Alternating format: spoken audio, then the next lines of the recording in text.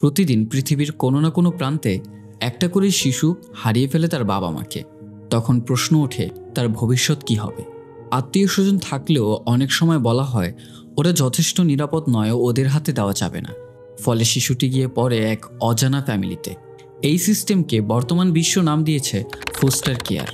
নতুন মানুষ, নতুন নিয়ম, নতুন পরিবেশ, আর পুরনো ভালোবাসাগুলো রয়ে যায় পেছনে একটা তালাবদ্ধ ঘরে, যার চাবিটাও আস্তে আস্তে হারিয়ে যায়। আজকে যেই গল্পটা বলবো এটা শুধুমাত্র একটা সিনেমা নয়, বরং এটা বর্তমান পশ্চিমাদের বাস্তবতা, যা ডিরেক্টর ড্যানি আর মাইকেল ফিলিপো খুব সুন্দরভাবেই হরর মুভিটিতে তুলে ধরেছে, যার নাম ব্রিং হার ব্যাক।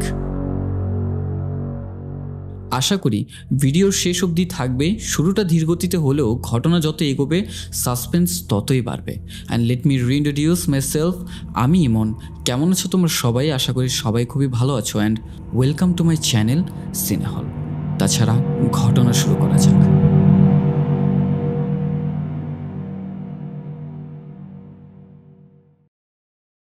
এক ডেমনিক কাল্ট দ্বারা সংঘটিত এক ভয়ানক রিচুয়াল ঘটছে কোনো অজানা আস্তানায়। গোলাকার বৃত্তে এক মেয়ে পজেসড অবস্থায়, মধ্যবয়স্ক এক লোক মন্ত্রচায়ন করছে। একজন মহিলা যে হয়তো এমন রিচুয়াল আগে কখনো দেখেনি, আনন্দের সহিত এই রিচুয়ালের ডকুমেন্টারি বানাচ্ছে। এক নিরীহ মহিলাকে দড়িতে ঝুলানো হচ্ছে, পাশেই পড়ে আছে এক মৃতদেহ। রিচুয়ালটা কিসের তা আমরা জানি না। পাইপার জন্মের পর থেকেই অন্ধ। চোখে সে শুধু আলোর ঝলকানি দেখতে পায়। এটা নিয়ে স্কুলে তাকে সবাই কটূক্তি করে বা তার সাথে কেউ তেমনভাবে মিশতে চায় না। পাইপার অনেকটাই অবুঝ। বাইরের পৃথিবী তাকে যতটা ঘৃণা করে তার চেয়ে বেশি তার বড় ভাই অ্যান্ডি তাকে ভালোবাসে। এবার অ্যান্ডি কয়েক মাস পরেই 18তে পা দেবে। তার সামনে উজ্জ্বল ভবিষ্যৎ। এত কম বয়সেও সে অনেক দায়িত্বশীল। পাইপার আর অ্যান্ডি আপন ভাই বোন, তবে তাদের মা আলাদা। দুজনেই মারা গিয়েছে। তাদের জীবনে আপন বলতে একমাত্র তাদের বাবা, যে কিনা অনেকদিন যাবৎ ব্রেইন ক্যান্সারে ভুগছে। কিছুদিন আগেও কেমো করা হয়েছে। এখন প্রায় সুস্থ। তবে সেদিন স্কুল থেকে বাড়িতে ফিরতেই দেখতে পায় ঘরটা ভেতর থেকে লক করা। তার বাবার কোনো সাড়া নেই। কোনো মতে লক খুলেই দেখতে পায় তার বাবা গোসল করতে গিয়েই খিঁচুনি উঠেই ঘটনাস্থলে মারা যায়। অ্যান্ডি সম্পূর্ণভাবে ভেঙে পড়লেও তবুও সে তার বোন পাইপারকে এই বিষয়ে কিছু বলে না। সে জানায় বাবার কিচ্ছু হয়নি, তার সিজার অ্যাটাক হয়েছে। তবে সত্য কখনো চাপা থাকে না। পাইপার তার বাবার মৃত্যুর খবরে ভেঙে পড়ে। অ্যান্ডি আর পাইপারকে চাইল্ড প্রোটেক্টিভ সার্ভিস থেকে ডাকা হয়। অফিসার ওয়েন্ডি জানায় তারা ডিসিশন নিয়েছে পাইপারকে লরা নামের এক ফোস্টার মাদারের কাছে পাঠাবে। সেখানে ও অনেক খুশি থাকবে। কথাটা শুনতেই অ্যান্ডি আর পাইপার চমকে যায়, কারণ এই আইন তারা এর আগে জানতো না। অ্যান্ডি অনেকটাই রেগে যায় এবং বলে, আমি আমার বোনকে কোথাও দিতে পারবো না। আমি ওর যত্ন রাখবো যেভাবেই হোক। আমি ওকে আগলে রাখবো, কোনো অপূর্ণতা হতে দেব না। তবে ওয়েন্ডি বলে, তুমি এখনো প্রাপ্তবয়স্ক হওনি। 18 বছরের আগে তুমি ওর গার্ডিয়ানশিপের জন্য আবেদন করতে পারবে না। তবুও অ্যান্ডি তাকে অনেক রিকোয়েস্ট করে যে ওনাকে বলতে সে যেন আমাদের আলাদা না করে। আমরা দুজন একসাথেই থাকতে চাই। 3 মাস পরে আমি 18 বছরের হয়ে গেলে আমি ওর দায়িত্ব নেব। তারা দুই ভাই বোন তাদের যাবতীয় জিনিসপত্র গুছিয়ে কথা বলছে। অ্যান্ডি বলে, শুনছিস, প্লেন যাচ্ছে। জানিস বাবা স্বর্গে যাচ্ছে। পাইপার বলে, কিসব স্টুপিডের মতো কথা বলছিস। অ্যান্ডি জানায়, আমাদের না মৃত্যু হয় না, কবর দেওয়া, পুড়িয়ে ফেলা এসব কিছুই না। আমরা শুধু প্লেনের একটা টিকিট কাটি আর চলে যাই নতুন গন্তব্যে। পাইপার তার বাবাকে অনেক ভালোবাসে, তাই তার বাবার ঘ্রাণে মিশ্রিত সেই বালিশ নিয়ে তাদের ফোস্টার হোমের উদ্দেশ্যে রওনা হয়। তাদের ফোস্টার মাদার অ্যান্ডিকে মেনে নিয়েছে। লরার বাড়ি সাউথ অস্ট্রেলিয়ার অ্যাডিলেড শহর থেকে অনেকটা ভেতরের দিকে। জায়গাটার নাম লাইটস ভিউ। বলা চলে গ্রাম কম কিন্তু জঙ্গল বেশি। চারিপাশের দৃশ্য দেখতে দেখতে অ্যান্ডি গাড়ি অ্যাক্সিডেন্ট করে বসে। তবে বাড়িটা দেখে তাদের বেশ পছন্দ হয়। ভেতরে প্রবেশ করলেই লরা তাদেরকে স্বাগত জানায়। পাইপারকে দেখে সে খুব খুশি, তবে অ্যান্ডির জন্য অতটাও এক্সাইটেড না। তাদের সেলফি তুলছে, তবে ইচ্ছে করে অ্যান্ডিকে ফ্রেমে আনেনি। লরা পাইপারকে ভালোভাবে ট্রিট করছে বিধায় পাইপার বলে, আমি অন্ধ বলে আমাকে ভালোভাবে ট্রিট করার প্রয়োজন নেই। স্বাভাবিক আচরণ করলেই আমি খুশি। মেঝেতে স্কচ টেপ দিয়ে পাপোশ লাগানো, যেন কেউ হোঁচট না খায়। অ্যান্ডি তা দেখে বলে, এগুলো কি পাইপারের জন্য করেছেন? লরা জানায় তার মেয়ে অন্ধ ছিল, তার জন্য এইসব করা। অ্যান্ডি বলে সে কি বাড়িতে আছে। লরা বলে তার মেয়ে ক্যাথি পানিতে ডুবে মারা গিয়েছে। অ্যান্ডি আর পাইপার এতে কিছুটা দুঃখ প্রকাশ করে। তখন অফিসার উইন্ডি কল করাতে লরা তার সাথে কথায় বিজি হয়ে যায়। পাইপার আর অ্যান্ডি বাড়ির ব্যাকইয়ার্ড দেখতে গেলে বাড়ির বিড়ালটা বাইরে বেরিয়ে যায়। তাকে খুঁজতে খুঁজতে সুইমিং পুলের সামনে গিয়ে পৌঁছায়। দেখতে পায় অল্প বয়সী একটা ছেলে বিড়ালটাকে তার কোলে রাখার জন্য জোরাজুরি করছে। তৎক্ষণাৎ লরা চলে এসে তার থেকে তাড়াতাড়ি বিড়ালটা নিয়ে নেয়, তবে ছেলেটা তো ছাড়তে চাইছেই না। এরপর অ্যান্ডি এবং পাইপারের সাথে ছেলেটাকে পরিচয় করিয়ে দেওয়া হয়। ছেলেটার নাম অলিভার। লরা জানায় সম্পর্কে অলিভার তার ভাসতে হয়। অল্প বয়সেই সে পরিবার হারিয়ে সে তার বাকশক্তি হারায়। তাকে দেখার মতো কেউ নেই। তাছাড়া আমি যেহেতু ফোস্টার হোম চালাই এবং অলিভারও আমার ভাসতে, তাই তাকে আমার কাছেই রেখে দিয়েছি। অ্যান্ডি তার যাবতীয় জিনিস গাড়ি থেকে নিয়ে আসতে গেলে নজর যায় বাড়ির সীমানায় চক দিয়ে বৃত্ত আঁকা। এরপর সে তার রুমে পৌঁছায়। আজকের বিষয়ে তার গার্লফ্রেন্ডের সাথে চ্যাট করছিল ফোনে। অলিভারকে সে উইয়ার্ডও বলছিল। তখন লরা এসে তাকে বলছিল, পাইপারের কাছ থেকে শুনলাম তুমি নাকি ওর জন্য গার্ডিয়ানশিপের আপিল করবে। অ্যান্ডি জানায়, হ্যাঁ 3 মাস পরেই 18 বছর যখন আমার হয়ে যাবে তখনই আপিল করব। তখনই অ্যান্ডির ফোনে মেসেজ আসলে সে বলে, গার্লফ্রেন্ড নাকি বয়ফ্রেন্ড? কী বিষয়ে কথা বলছো? তোমার বাবার বিষয়ে? সমস্যা নেই, আমি বলতে ভুলেই গিয়েছি, আমি একজন কাউন্সিলর। লোকেরা আমাকে পে করে বিভিন্ন পরামর্শের জন্য। তোমার কোনো সমস্যা থাকলে আমার সাথে ডিসকাস করতে পারো। আকবরিয়ে বলছে, দেখি দেখি তুমি কি চ্যাট করছিলে। তখনই পাইপার অ্যান্ডিকে ডাকলে সে তার কথার জবাব দেওয়ার জন্য দরজার সামনে দাঁড়ায়। ঘুরেই দেখতে পায় লরা তার ফোন চেক করছে। সাথে সাথেই সে ফোনটা ছিনিয়ে নেয়। লরা ভয় পেয়ে যায় আর তাকে বলে, তো তোমার কাছে অলিভার উইয়ার্ডো?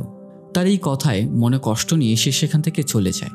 অ্যান্ডি সেদিন প্রতিদিনের মতোই ক্রিয়েটিন নিয়ে ওয়ার্কআউট শুরু করে, আর পাইপার ক্লান্তি নিয়ে বেডে অবশেষে শুয়ে পড়ে। তবে লরা পাইপারের দিকে লুকিয়ে লুকিয়ে এক নাগারে চেয়েই আছে। সেদিন রাতে সবাই ঘুমিয়ে যাওয়ার পরে অলিভারকে তার রুমে অপেক্ষা করতে বলে। লরা চলে যায় তার রুমে। ভিসিআরের মধ্যে একটা ক্যাসেট লাগিয়ে বসে পড়ে ভিডিও দেখতে। ভিডিওটা সম্ভবত রাশিয়ার, কারণ ফুটেজে থাকা ডোমেইনটা রাশিয়ার ভাষায় লেখা। ভিডিওতে এক বৃদ্ধ একটা বৃত্ত বানাচ্ছে এবং সেই সাথে মন্ত্রোচ্চারণ করছে। ড্রয়ার থেকে তার মেয়ের একটা পিকচার দেখে অলিভারকে নিয়ে এসে বেরিয়ে পড়ে স্টোর রুমের উদ্দেশ্যে। মধ্যরাতে অ্যান্ডির ঘুম ভেঙে যাওয়াতে বিষয়টা তার নজরে পড়ে। তবে সকালে সে ঘুম থেকে উঠলে দেখতে পায় তার প্যান্ট ভেজা। কাপড়গুলো ওয়াশে দিয়ে বাথরুমে দেখলেই তার বাবার কথা মনে পড়ে, তাই আর সে গোসল করে না। অলিভারকে তারা রুমে বন্দি করে রেখে তারা সবাই চলে যায় তাদের বাবার ফিউনারালে। তবে দেখা যায় অ্যান্ডি সন্তুষ্ট না, সে এখানে আসতে চাচ্ছিল না, শুধুমাত্র তার বোন পাইপারের জন্যই এখানে এসেছে। তবে সবাই চলে যাওয়ার পর লরা লুকিয়ে লুকিয়ে ফিলের মাথা থেকে একগুচ্ছ চুল কেটে নেয়। অ্যান্ডি তার বাবাকে শেষবারের মতো বিদায় না জানিয়েই সেখান থেকে চলে আসাতে লরা অনেক রাগ করে এবং তাকে জোর করে নিয়ে গিয়ে শেষ বিদায় জানাতে বাধ্য করে। অন্যদিকে বাড়িতে অলিভারের একা বন্দি রুমে সহ্য হচ্ছিল না। সে গ্লাস ভেঙে বাইরে বের হয়। কাটা হাত নিয়েই পাগল মনে স্টোর রুমের গেট খুলতে চাচ্ছে, কিন্তু সে ব্যর্থ। সেদিন লরা তাদের মন ভালো করার জন্য রাতে ড্রিঙ্কস করার আয়োজন করে, তবে অলিভারের খোঁজ অবধি সে নেয়নি। পাইপার ঘুমিয়ে যাওয়ার পরে লরা অ্যান্ডিকে বলে, তোমার বাবার সম্পর্কে কিছু বলো। তবে এর আগে অ্যান্ডি তার মেয়ে ক্যাথির কথা জানতে চায়। লরা জানায়, যখন ও মারা যায় আমি প্রায় কয়েকদিন যাবৎ কবরের সামনে বসেছিলাম। আমি আজ অবধি ভুলতে পারিনি আমার মেয়েকে। আমার মেয়েটা অনেক চঞ্চল ছিল। বলার পরে অ্যান্ডি তার মনের কথা আজকে ড্রিঙ্কস করার পর সব শেয়ার করে। যেমন পাইপার তার আপন বোন না, কিন্তু ছোট থেকে সে তার বাবাকে অনেক ভালোবাসত। তবে তার সবটা ভালোবাসার ভাগিদার হতো একমাত্র পাইপার। তাকে তার বাবা কোনোদিনই ভালোবাসেনি, বরং তার উপর অনেক টর্চার করত। সে তার বাবাকে অনেক ঘৃণা করে, কিন্তু সে আবার তার বাবাকে অনেক ভালোবাসে। চমকে দিয়ে লরা বলে উঠল, তো এই কারণেই তুমি পাইপারের গায়ে হাত উঠিয়েছিলে? অ্যান্ডি অবাক মনে জিজ্ঞাসা করে, আপনি জানলেন কি করে? লরা বলে, আমাকে উইন্ডি বলেছে। এই সমস্ত কথা শেষে অ্যান্ডি যখন ঘুমিয়ে পড়ে, লরা একটা পাত্রে প্রস্রাব করে তা অ্যান্ডির প্যান্টের উপর ঢেলে দেয়। এতে করে বোঝা যায় এর আগে অ্যান্ডি এই কাজটা করেনি, বরং লরারই কারসাজি। তাছাড়া তার ফোন থেকে অলিভারের পিকচারটা ডিলিট করে দেয়। নজর পড়ে জানালার বাইরে। অলিভার দাঁড়িয়ে আছে। সে ঘর থেকে বা কিভাবে বের হলো? তার হাতের এই অবস্থা দেখে সে গোসলের জন্য নিয়ে যায়। তবে লরা বলছে, তুমি কি নিজের মধ্যে আছো? আমার বিশ্বাস হয় না তুমি তোমার মাঝেই আছো। কথাটা বলতেই অলিভারের চোখের ইশারায় সামনে থাকা ট্যাপ আপনা আপনি অন হয়ে যায়। সেটা চেক করতে গেলেই পেছন থেকে গোংরানোর শব্দ ভেসে আসে। আয়নায় তাকাতেই দেখতে পায় সেটা অলিভার নয়, বরং এক ডেমনিক এন্টিটি। সাথে সাথেই গ্লাসটা ভেঙে যায়। এখানে বোঝা যায় লরা ইচ্ছাকৃতভাবে এক ডেমনিক শক্তিকে তার কাছে স্থান দিয়েছে। কিন্তু কেন? সকাল হতে হতেই লরা ওয়াশিং মেশিনে কাপড় দিয়েছে। অ্যান্ডি তার কাপড় ওয়াশে দিতে আসলে লরা বলে, দাও দাও, আমি দিয়ে দিচ্ছি। অ্যান্ডি না দিতে চাইলেও জোরপূর্বকভাবে তার কাছ থেকে ছিনিয়ে নিয়েই দেখে সে তার প্যান্ট ভিজিয়ে ফেলেছে। অ্যান্ডি কিছুটা লজ্জায় পড়ে যায়। এরপর লরা তাকে শাওয়ার নিতে বলে। পাইপারের বিশ্বাস হচ্ছে না অ্যান্ডি এই কাজটা করেছে। লরা বলে, অ্যান্ডি গতকাল রাতেও অনেক অ্যাগ্রেসিভ ছিল। তাছাড়া দিন দিন পরিবর্তন হয়ে যাচ্ছে। তোমাকে আমি পরে ঘটনাটা বলবো। অ্যান্ডি গোসল করতে গেলে বাথরুমে তার বাবা ফিলের মরদেহ দেখতে পায়, যা ব্যাখ্যা করে যে মানসিকভাবে এখনও সে ঠিক হতে পারেনি। তাই বাহিরে ট্যাপে গোসলটা সেরে নেয়। দেখা হয় অলিভারের সাথে। তাকে বন্দি করে রেখে পাইপার লরাকে নিয়ে বাইরে গিয়েছে। নাস্তা করার সময় অ্যান্ডি অলিভারকে চাবি ছাড়াই ছুরির সাহায্যে গেটটা খুলে বাইরে নিয়ে আসে। অলিভারকে বলে, তুমি তখনই খাবার পাবে যখন নিজের ব্যাপারে কিছু লিখবে। অ্যান্ডি তাকে ছুরিতে করে অল্প একটু ফল দেয় এবং সে কিছু কাজ করছিল। পেছনে ঘুরতেই দেখে ফল খাওয়া শেষে অলিভার ছুরি সহ চাবাচ্ছে। শুরু হয় ছুরি নিয়ে ধস্তাধস্তি। এতে করে অলিভারের মুখ থেকে রক্ত গড়িয়ে পড়লে অ্যান্ডি আতঙ্কে পড়ে যায়। সে তাকে হসপিটাল নিয়ে যাওয়ার জন্য বাড়ি থেকে বাইরে বের করে। অলিভার বাড়ির চারপাশে চক দিয়ে আঁকা বৃত্তের বাইরে কিছুতেই যাবে না।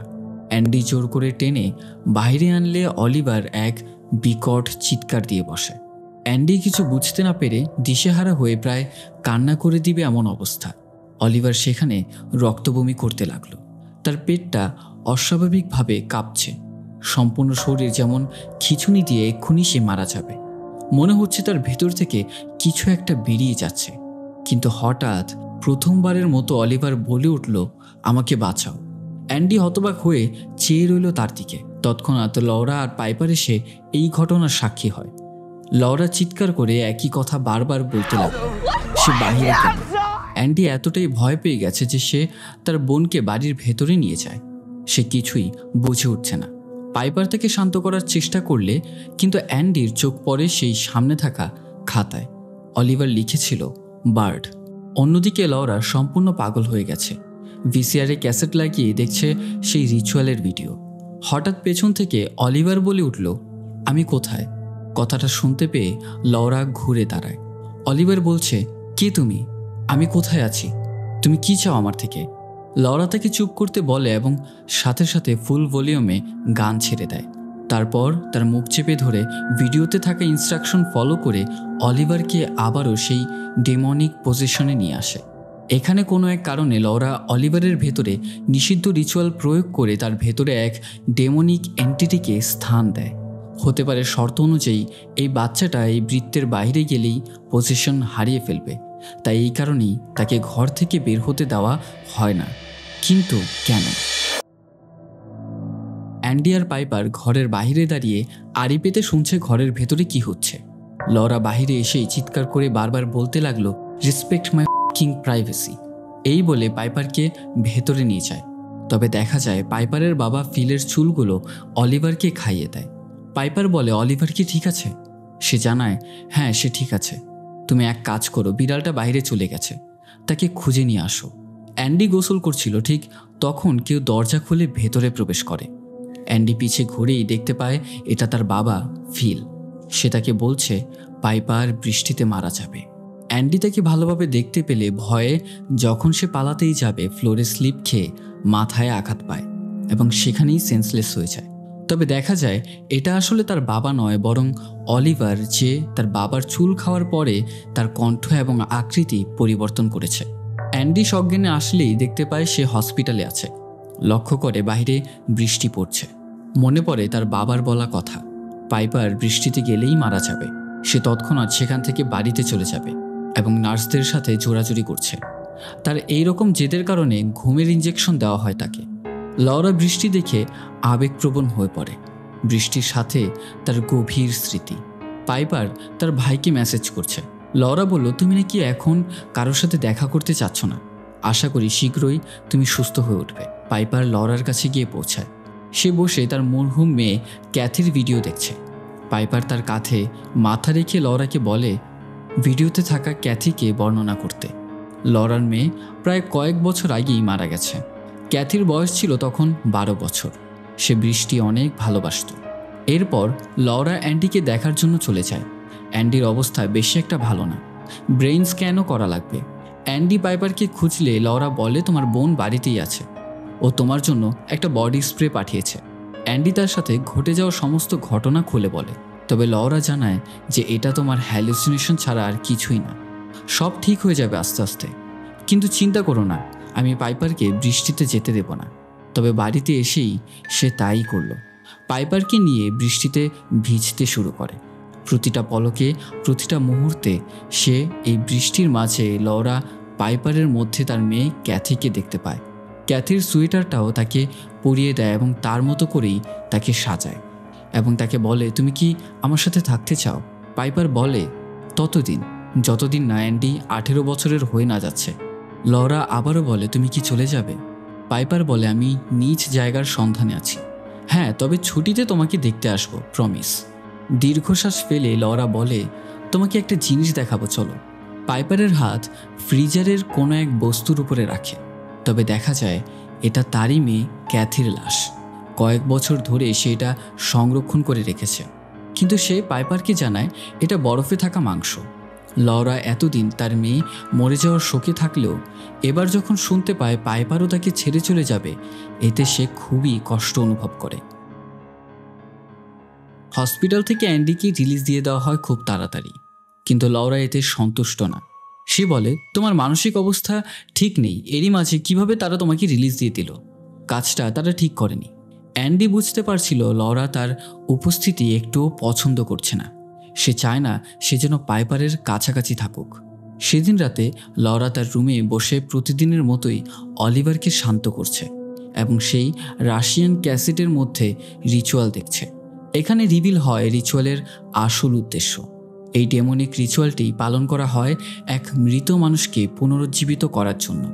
এই রিচুয়ালে প্রয়োজন 3 জন মানুষের, যেখানে একজন ডেমনিক পজিশনে থাকা একটা মাধ্যম, যেমন অলিভার, আর 2 জন যাদের মাঝে আত্মা বদল হবে।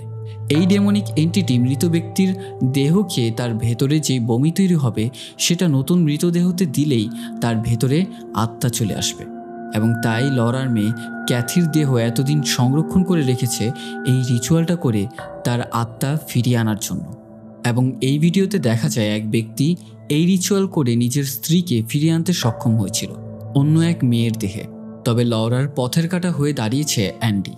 তাই তাকে দূরে সরানোর জন্য পাইপারের দেয়া পারফিউম গায়ে মেখে চলে যায় পাইপারের কাছে এবং তার চোখে সজোরে আঘাত করে সেখান থেকে চলে যায়।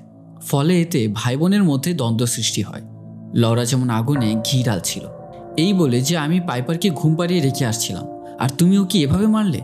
আমি তোমার বেশি একটা খোঁজ নিই না বলে, পাইপারের যত্ন নেই বলে। অ্যান্ডি বারে বারে বলছিল আমি এমনটা করিনি, হয় অলিভার অথবা লরা এই কাজটা করেছে।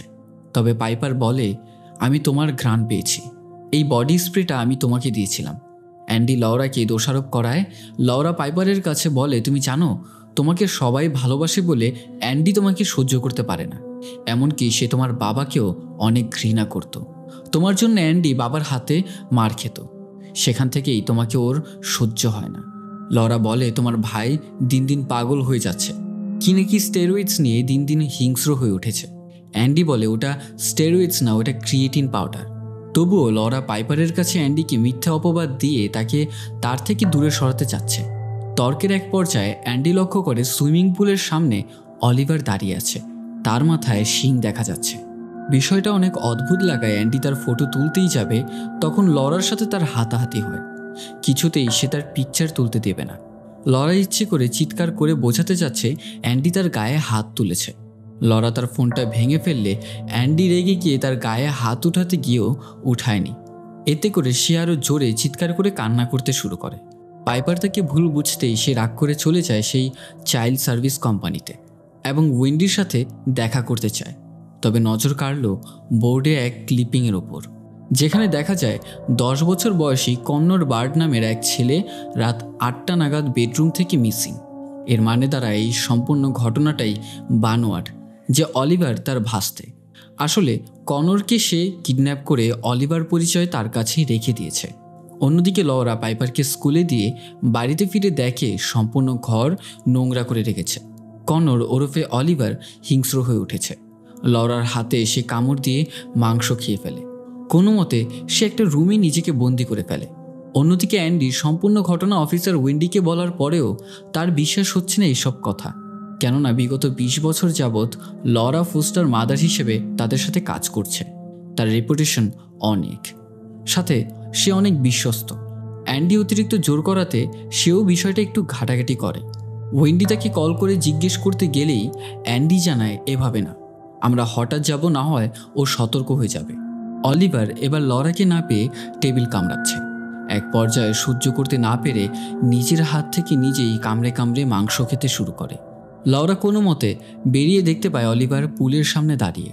সে আউট অফ কন্ট্রোল হয়ে যাওয়ায় এবার রক্ত দিয়ে বৃত্ত এঁকে তাকে নিয়ন্ত্রণে আনার রিচুয়ালটা করে। এক পর্যায়ে সে শান্ত হয়ে পড়ে। সেই সাথে তাকে নিয়ে যাওয়া হয় স্টোর রুমে এবং ক্যাথির ডেড বডি খেতে দেওয়া হয়। অ্যান্ডি আর ওয়েন্ডি গাড়িতে করে লরার বাড়ির উদ্দেশ্যে রওনা হয়। পথে অ্যান্ডি পাইপারকে কল করে এবং তাকে একে একে সম্পূর্ণ ঘটনা বলতে শুরু করে, যে ছেলেবেলা থেকে আজও অবধি তার সাথে কি কি ঘটেছে। বাবার ভালোবাসা থেকে বঞ্চিত হয়েছি, সে শুধু তোকেই অনেক ভালোবাসত, আমাকে আজ অবধি কোনো সহানুভূতি দেখায়নি। যখন তুই ঘুমিয়ে থাকতি বা বাইরে থাকতি তখন সে আমাকে অনেক মারধর করত। আমি এসব সহ্য করতে না পেরে যখন আমার বয়স ছিল 8 বছর, তখন আমি প্রথমবারের মতো তোর গায়ে হাত উঠাই। তবে আমি অনেক আফসোস করেছিলাম। এরপর থেকে আমি কোনোদিনই তোর গায়ে হাত তুলিনি। তোর চোখের এই অবস্থা আমি করিনি। এই বলে অ্যান্ডি কান্না করতে শুরু করে। তবে দেখা যায় পাইপারের ফোন লরার কাছে। অ্যান্ডি বলতে থাকে সে অলিভারকে কিডন্যাপ করেছে আর তুইও অনেক বিপদের মধ্যে আছিস। আমি তোকে ভালোবাসি পাইপার। এই বলে সে কল কাট করতেই সাথে সাথে লরা তার ঘর গোছাতে শুরু করে দেয়। সে ঘরে সন্দেহ করার মতো কোনো ছিটে ফোঁটাও রাখেনি।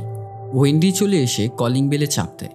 লরা গেট খুলতেই তাকে বলে, দুঃখিত, তোমার নামে কমপ্লেন আছে, এক্ষুনি আমি বাড়িটা চেক করতে চাই। অ্যান্ডি গাড়িতে বসে এসব দেখছে, তবে তার সন্দেহ কিছু একটা ঠিক নেই। লুকিয়ে লুকিয়ে সে বাড়ির ব্যাকইয়ার্ডে চলে যায়। ওয়েন্ডি এসে সব কিছুই ঠিকঠাক দেখতে পায়। সে লরাকে বলছে, অ্যান্ডি আমাকে এই ছেলেটাকে খোঁজার জন্য আকুতি করছিল, তুমি কি দেখেছো একে কখনো? সে না জানায়। তবে তাকে বিদায় দেওয়ার সময় ভুলবশত চেহারায় হাত রাখতেই রক্ত লেগে যায়। ওয়েন্ডি বলে, তুমি ঠিক আছো তো? রক্ত কোথা থেকে আসলো? তৎক্ষণাৎ অ্যান্ডি চিৎকার করে ওয়েন্ডিকে ডাকা শুরু করে। তবে লরা পাগলের মতো ওয়েন্ডিকে বারবার বলছে, ভুলেও বাইরে যাবেন না প্লিজ, আমি কিছু একটা করছি আমার মেয়ে ক্যাথির জন্য, আমরা তো ভালো বন্ধু তাই না? যাই হোক, বাদ দিয়ে এইসব। তার এইরূপ আচরণ দেখে ওয়েন্ডি ঘাবড়ে যায় এবং বলতে থাকে, আমাকে দেখতেই হবে। এই বলেই তাদের মাঝে ধস্তাধস্তি। ওয়েন্ডি তাড়াতাড়ি করে অ্যান্ডির সাথে স্টোর রুমে দেখতেই চোখ উল্টে যায়। ওয়েন্ডি বলছে, এখানে থাকা যাবে না, তাড়াতাড়ি গাড়িতে চলো। যাওয়ার পথেই পেছন থেকে গাড়ি চাপা দিয়ে ওয়েন্ডিকে জায়গায় মেরে ফেলে। কিন্তু অ্যান্ডি কোনো মতে বেঁচে যায়, তার ভেতরে নিঃশ্বাস চলছিল। কিন্তু লরা অ্যান্ডিকে শ্বাসরোধ করে পৃথিবী থেকে চিরতরে সরিয়ে দেয়। রেডি হয়ে তৎক্ষণাৎ সে পাইপারের স্কুলে চলে যায়। পাইপার তার কোচের সঙ্গে কথা বলছিল। কোনো কিছু না বলেই পাইপারকে নিয়ে সেখান থেকে হাঁটা শুরু করে। কোচ কথা বলতে চাইলেও লরা ইগনোর করে তাকে নিয়ে বাড়িতে চলে আসে। বাড়িতে প্রবেশ করতেই পাইপার নতুন রিংটোন শুনতে পায় এবং বলে, কার ফোনে রিং বাজছে? বাড়িতে কি কেউ এসেছে? লরা জানায়, না, কেউ আসেনি। সে চলে যায় ওয়েন্ডির ফোন বন্ধ করতে। পাইপার তার ভাই অ্যান্ডির কণ্ঠস্বর শুনতে পেলে উপরে চলে যায়। তবে আমরা দেখি এটা অ্যান্ডি না, বরং অলিভার, যে কিনা অ্যান্ডির কণ্ঠ নকল করছে। লরা চলে আসলে সে বলে, আমি অ্যান্ডির গলা শুনতে পেলাম। লরা জানায়, হ্যাঁ হ্যাঁ, অ্যান্ডি এসেছে তো, ও নিচে আছে, তোমার কাছে ক্ষমা চাইতে এসেছে। সে বলে, তাহলে আমার সামনে কে? লরা জানায়, আরে এটা তো অলি দাঁড়িয়ে আছে। পাইপারের মনে ঢুকে সন্দেহ। সে তাকে কথার জালে ফাঁসিয়ে সেখান থেকে পালাতেই যাবে, তবে মেইন গেট বন্ধ। অন্য রুমে প্রবেশ করতেই ফ্লোরে পড়ে থাকা অ্যান্ডির নিথর দেহ ধরতেই বুঝে যায় এটা তার ভাই অ্যান্ডি। সে বুঝতে পারে অ্যান্ডি আর বেঁচে নেই। তখন লরা চাবি দিয়ে দরজা খুলে রুমে প্রবেশ করতেই পাইপার জিজ্ঞেস করে, অ্যান্ডির কি হয়েছে? সে বলে, অ্যান্ডির আজকে একটা অ্যাক্সিডেন্ট হয়েছে। লরা বলতে লাগলো, দেখো আমি এতদিন তোমার কাছ থেকে একটা কথা গোপন রেখেছি, তুমি ভয় পাবে বলে।